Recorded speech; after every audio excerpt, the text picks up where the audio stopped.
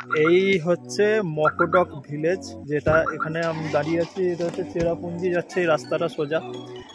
আর এই যে সিনটা, এখানে সিনারিটা খুব সুন্দর লাগে। এই যে পাহাড় চারদিক দেখতে পাচ্ছেন আপনারা, খুব সুন্দর একটা সিনারি। ওইদিকে পুরো মেঘটা একদম ভাসছে পাহাড়ের উপরে, দেখা যাচ্ছে, বেশ সুন্দর একটা লাগছে। আর এই রাস্তাটা সোজা চলে গেছে চেরাপুঞ্জি। আর পাহাড়ের ওই সাইডটাতে রয়েছে দাউকির রাস্তা, যেটা আমরা ক্রস করে এলাম। দাউকি আমরা যাব পরের দিনকে। আগে চেরাপুঞ্জি যাচ্ছি, তারপরে চেরাপুঞ্জি থেকে আমরা যাব ডবল ডেকার, আর ডবল ডেকার করে তারপরে দাউকি।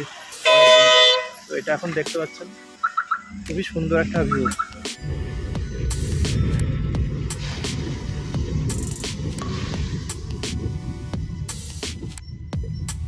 শিলং থেকে চেরাপুঞ্জির ডিস্ট্যান্স 52 কিলোমিটার মতো।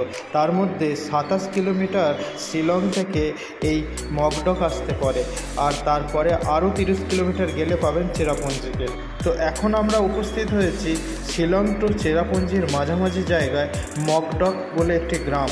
আর সেই গ্রামের মাঝখান থেকে এত সুন্দর একটা ভিউ পয়েন্ট দেখতে আমাদের গাড়ি থেমে পড়লো রাস্তার মাঝখানে।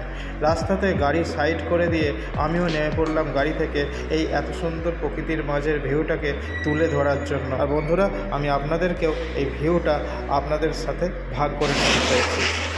এটা হচ্ছে মকডক ভিউ পয়েন্ট। মকডক ভিউ পয়েন্ট নাকি এটা বলছে। তো এখন আমি সেখানে আছি। ভিউ পয়েন্টটা দেখুন আপনারা, খুবই সুন্দর। এর সামনে দিয়ে রাস্তা চলে গেছে। এটা হচ্ছে চেরাপুঞ্জি, সোজা যাচ্ছে এই রাস্তাটা। আর এই চেরাপুঞ্জির রাস্তার পাশেই দাঁড়িয়ে রয়েছি। এই ভিউ পয়েন্টটা আপনাদেরকে দেখাচ্ছি। খুবই সুন্দর। বৃষ্টি হচ্ছে, বাট জায়গাটা খুব সুন্দর। ভিউটা দেখুন, নজারা দেখুন।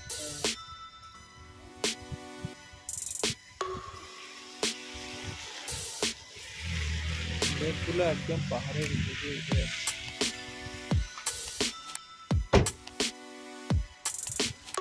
কি সুন্দর নজারা।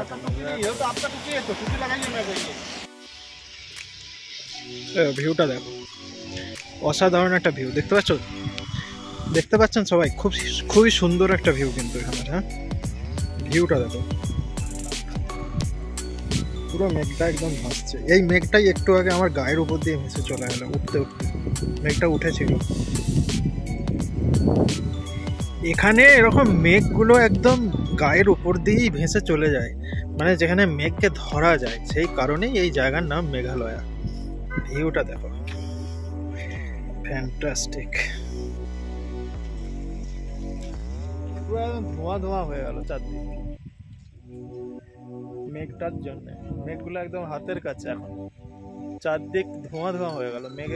এখন পুরো মেঘের উপরে রয়েছে, মানে মেঘটা রীতিমতো আমাদের গায়ের উপর দিয়ে ভেসে চলে যাচ্ছে। বেশ সুন্দর।